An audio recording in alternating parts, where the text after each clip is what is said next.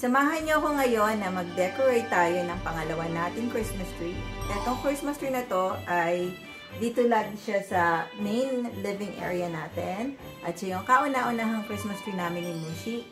Christmas tree na namin siya bago ko pa ipanganak yung mga bata. Yung una nating dinecorate na Christmas tree, din yun sa may pagpasok mo agad ng bahay, makikita mo siya. So, excited na ako kasi isa sa mga bagay na gusto ko ay mag-decorate ng Christmas tree. Kasi feel na natin ang Pasko. Kaya tara na at samahan niyo ko.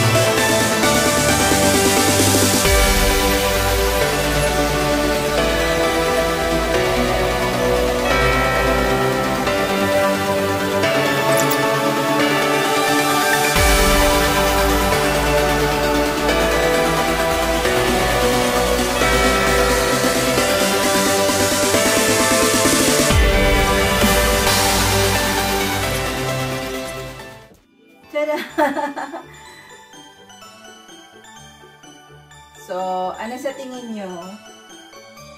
Actually, yung etong Christmas lights, kinulang siya kasi ang nangyari, naglagay ako ng mas maraming Christmas lights doon sa labas ng bahay. So, kinulang siya. Sabi ni Colleen, naglagay ako ng mas maraming Christmas lights sa labas. Ang sabi niya, bumili kami ng extra pa na ganito. Kasi kukulangin nga to eh. Yung para dito talaga sa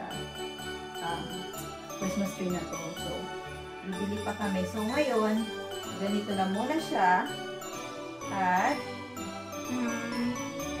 gusto ko pa siyang dagdagan. Pero, para sa akin, for now, okay na siya ngayon. Tignan natin ang malayuan. Saglit.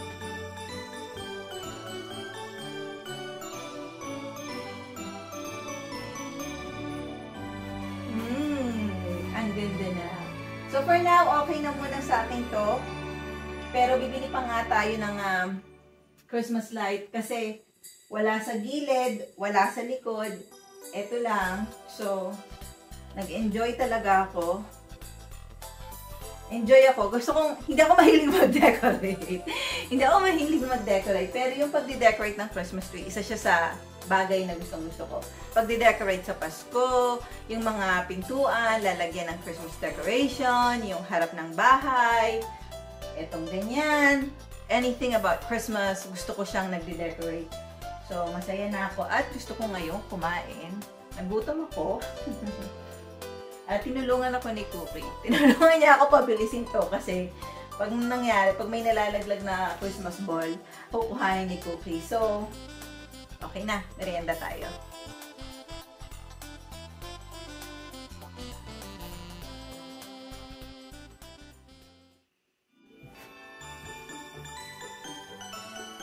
So guys, nagbago isip ko. Gusto ko nang i-push to. Gusto ko ilagay to. Eto. Hindi ko sana siya gustong ilagay ngayon, pero kasi binili ko to last year, pero hindi ko siya nagamit. Kasi kaya ko siya binili, pagkatapos kasi ng Christmas, ang nangyayari, nagsisale na lahat, 75% off, yung mga ganung bagay. So, kung halimbawa, this year, meron kang gusto ko yon para sa Christmas decoration, at gusto mong mag-save ng money, bilhin mo siya after Christmas. So, next Christmas, meron ka na nun. So, ito yon, binili ko siya. Hindi ko sana siya ilalagay ngayon kasi naisip ko gusto ko na magmerienda. Kakain ako ng suman, pero gusto ko nga nagde-decorate sa Pasko, kaya nagbago ang ating isip. I-push na natin to. Samahan niyo ako. I-push talaga natin to. Tara!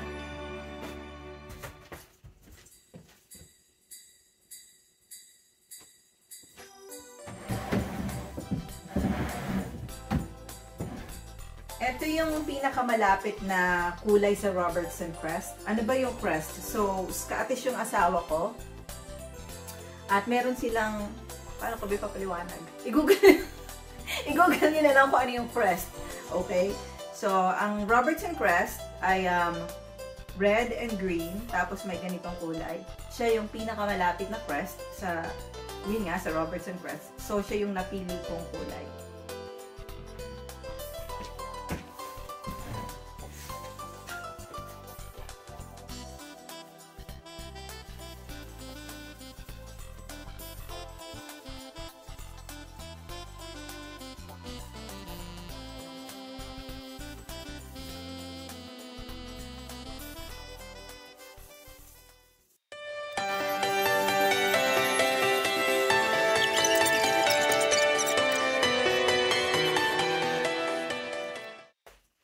So, para sa akin, ano na to?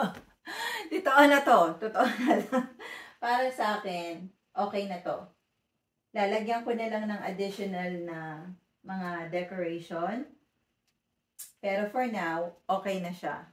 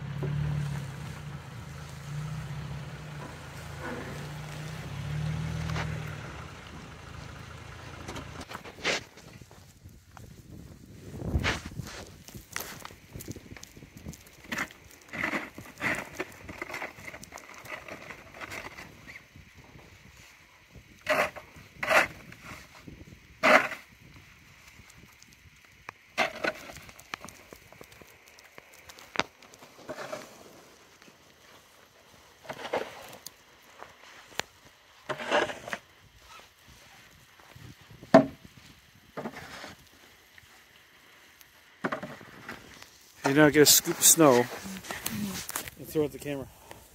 Come on. Maraming salamat sa mga nag-subscribe at sa mga laging nanonood ng ating vlogs at sa mga bagong kanonood lang ng ating mga vlogs. Ako nga pala si Divina Robertson at thank you sa time niyo sa panonood. Sa mga hindi pa nagsusubscribe, sana mag-subscribe kayo kasi marami pa tayong parating na magagandang vlogs. Ginawa ko talaga para mag-enjoy kayo. Please don't forget to like, share, and subscribe, and I'll see you on my next video. Kita-kita tayo!